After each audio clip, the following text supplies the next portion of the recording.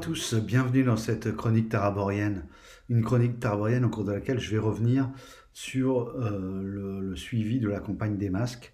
Voilà, j'ai réalisé en faisant la vidéo précédente sur Cthulhu Origin qu'il y avait un petit moment que j'avais plus fait de vidéo. Je crois que j'ai dû sauter 2 séances sans vous faire un petit retour sur la campagne des masques. Donc voilà, je vais m'acquitter de cette tâche aujourd'hui.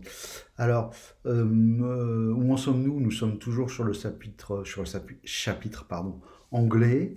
Bon, les joueurs sont toujours bien dedans, pas de souci là-dessus. Alors par contre, euh, je persiste. Il y a quand même des gros problèmes avec cette campagne. Euh, Là, je l'évoquais dans la vidéo précédente, le fait de dire oui, ça tire vers le pulp. On n'a pas encore d'ailleurs vraiment, à part le Pérou peut-être, en tout cas New York et Londres sont pas les chapitres qui sont supposés être pulp. Ça se passe dans des villes, etc. Pour moi, le pulp, c'est plutôt les grands espaces, voilà, les expéditions à la découverte. C'est ce qui risque de venir par la suite. Et on est déjà dans le grand bain pulp. Et ben tout simplement, je pense que c'est pas du tout du fait des joueurs, hein. D'ailleurs, moi, je les blâme pas. À leur place, j'aurais certainement pris le genre d'option qu'ils désirent un peu prendre, en tout cas qu'ils étaient sur le point de prendre à la dernière séance, à savoir attaquer à coups de dynamite une usine, tout simplement parce que au risque de décevoir les inconditionnels de cette campagne, bah, cette campagne elle n'est pas bien faite. Euh, Là, j'ai mis le doigt sur un truc récemment, c'est qu'en réalité, à un moment donné, quand ils sont dans un chapitre, il n'y a pas d'éléments qui peuvent permettre aux joueurs de savoir, enfin en tout cas j'en ai pas trouvé moi, de savoir s'ils ont fait tout ce qu'il fallait faire dans ce chapitre pour attaquer le chapitre suivant dans les bonnes conditions, c'est-à-dire avec une chance de ne pas subir le truc. Voilà. Et j'avoue que ça n'y est pas dans la campagne. Et que les joueurs, dans leur cheminement, avec les éléments qu'ils trouvent, etc., à chaque séance, bah, c'est à un moment, ils se retrouvent devant le choix de bon, bah voilà, on fait ça. Voilà, il y a un petit côté un peu pourquoi pas faire le tour du globe puisque la campagne nous y invite. Oui, sauf que ça résout rien. Le but du jeu, c'est pas de faire les 5 chapitres pour avoir fait toutes les destinations, c'est d'avoir fait bien le premier chapitre pour savoir où il faut aller à la deuxième destination pour optimiser et avoir le plus de chances de bien faire le deuxième chapitre, etc., etc., vous l'aurez compris. Et ça fonctionne pas dans la campagne.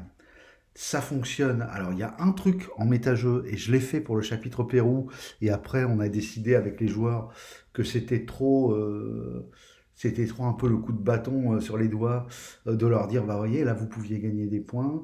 Est-ce que vous avez arrêté tel mec? Ah non, bah, pas de points. Est-ce que vous avez fait ça? Oui, bah, vous gagnez un point de machin. Voilà, il y a des récompenses en fait.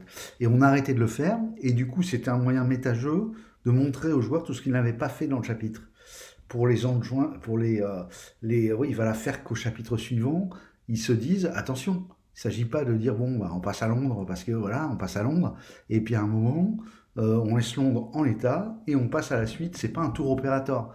Et voilà, et ça, c'est un des gros, parce qu'il y a plein d'autres trucs qui vont pas. Je vais y venir juste après. C'est un des gros problèmes avec cette campagne. Et du coup, on se retrouve, et alors je pense que c'est 100% normal pour une campagne de l'époque, même si elle a été réécrite, parce qu'elle a été réécrite toujours avec la même optique, selon moi, ou alors c'est vraiment raté, mais moi je pense que c'est fait exprès, tel qu'on masterisait à l'époque, avec beaucoup de manipulation. C'est-à-dire que effectivement, je pourrais non pas rester sur ce que j'ai proposé aux joueurs de dire je ne vous aide pas, on fait vraiment, vous allez avoir le plaisir de d'avancer dans la campagne grâce à votre sagacité. Et ça, je me rends compte que, en fait, elle n'est pas écrite pour ça, la campagne. Elle n'est pas faite pour ça. C'est juste impossible. Voilà. Et l'autre possibilité, c'est qu'effectivement, le maître de jeu, au moment où lui, qui est de l'autre côté, il se rend compte que, bon, les joueurs ont fait tout ce qu'il y avait à faire à Londres, voilà, faire un petit brief avec eux et les gentiment leur flécher la destination suivante, en plus, et leur flécher la bonne. parce que malgré tout, même si on peut faire tout dans tous les sens, là pour l'instant on est sur la suite, on est resté sur la suite logique. J'ose pas imaginer ce que ce serait si on brûlait une étape. J'ose pas imaginer le calvaire et la qualité l'ennui qui naîtrait des parties si les joueurs sautaient et brûlaient une étape. Déjà que du fait qu'ils n'ont aucun moyen de savoir s'ils ont tous les bons éléments, ils peuvent franchir des paliers sans avoir tout, et quand ils arrivent à la destination suivante, déjà ça tourne beaucoup moins bien. Si en plus ils passent directement à l'étape 4, qui a été écrit comme si tout se passait bien et que les joueurs étaient à l'étape 4. Voilà. Donc en fait, on sent derrière cette campagne, et c'est là que je me permets de dire, attention, c'est une critique qui n'en est pas une. Parce que après tout, cette campagne elle est sortie, je crois, en 1983. Voilà, donc il faut savoir que ça n'est qu'une réécriture de la campagne de 1983, qui a des sillons dans un sens, et vous ne pouvez pas peigner le zèbre à l'envers. À un moment, vous êtes obligé de suivre le sens des rayures. Le problème, c'est que c'était les façons de jouer de l'époque. Voilà. Rajouter à ça ce dont je parlais également dans ma vidéo sur Cthulhu Origin, moi je ne pense pas que l'appel de Cthulhu soit un jeu destiné à faire du pulp. Artung Cthulhu, oui, c'est sur la pochette, vous avez des méchants nazis avec leurs mitraillettes en bandoulière, vous comprenez que vous allez faire du pulp. Le problème des masques, c'est qu'elle est sortie, je crois, la même année que Indiana Jones qui était sorti au cinéma, ou un an ou deux après, dans cette période-là, et que c'est ça qui joue en plein. Et qu'on vous propose un tour du monde, bientôt vous allez pouvoir, on va vous inviter à vous mettre debout sur l'aile de l'appareil, quoi. Alors que le système de jeu ne le permet pas. Donc voilà, il y a sans cesse ce côté, et dans la campagne, même les enquêtes, vous le voyez, les joueurs sont tiraillés entre intervenir directement, ce qui est pour moi contraire à l'esprit du jeu, quand vous faites jouer des one-shot horreur Lovecraftienne, pour basculer dans autre chose, avec un système de règles qui le gère très mal. Qui le gère très mal. Donc voilà, reste que l'expérience est très très intéressante, et que le principal est sauf pour l'instant, les joueurs s'amusent. D'ailleurs, je pense que le contrat, c'est que dès qu'à la table, il y aura plus de gens qui ne s'amusent pas que de gens qui s'amusent. Je pense que, voilà, comme il n'y a aucun souci à la table, on arrêtera et on passera à autre chose. Je pense d'ores et déjà, je mettrai une note à la fin de cette campagne, parce que j'aime bien ce petit côté mettre des notes. Je pense que ce ne sera pas une très bonne note, hein, vous vous en doutez. J'ai beau faire des efforts, j'ai beau avoir une table de joueurs super sympa, qui joue vraiment le jeu, hein, vraiment, qui essaye des trucs, qui se creuse le crâne et tout, ça ne fonctionne pas. Il y a des... Voilà. Et cette campagne est une bérésina. Voilà.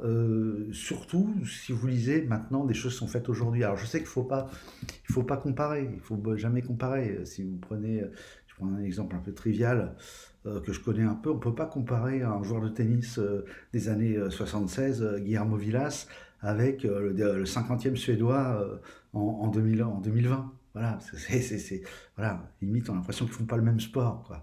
Donc, c'est tout aussi vrai pour les campagnes. Et je pense que du coup, réécrire des campagnes déjà existantes qui sont très marquées et très inscrites dans leur époque, je pense que ce n'est pas une bonne idée. Voilà, c'est ce genre de remake, c'est pas une bonne idée. Voilà, je pense qu'il y a mieux à faire, surtout avec un jeu qui permet beaucoup de choses en termes de roleplay, d'enquête, de trucs, etc., de simulation d'enquête, tel que le permet euh, l'appel de Cthulhu.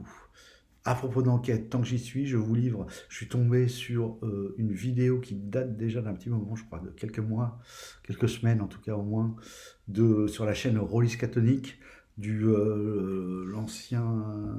l'ancien personne qui dirigeait ou qui était dans le staff de BBE, Damien Coltis, sur les scénarios d'enquête, avec, je crois que c'est Benjamin Setel de mémoire, alors ça je suis pas sûr, voilà, et discute de ça sur les scénarios d'enquête, entre la promesse qui est faite aux joueurs et à la table, à savoir ils vont pouvoir grâce à leur sagacité y parvenir, et les scénarios notamment édités, achetés dans le commerce. Pour ceux que ce sujet intéresse, je vous conseille leur vidéo. qui est très intéressante. Moi, elle a déclenché pas mal de réflexions. J'en avais déjà déclenché par moi-même, mais sur justement sur la, pardon, sur la campagne des masques qui se veut être non pas une enquête, mais des enquêtes. Oh, pardon. Non pas une enquête, mais des enquêtes sur la résolution d'un mystère et qui ne fonctionne pas. Voilà, d'après moi, encore une fois, ça n'est que mon humble idée. Si des joueurs ont trouvé cette campagne excellentissime sur cet aspect-là, entendons-nous bien, je les invite à me laisser un petit commentaire. Voilà, sur ce, si vous avez aimé cette vidéo, n'oubliez pas de partager, de liker, de vous abonner pour ne pas rater les suivantes. Et je vous dis à très bientôt. Au revoir.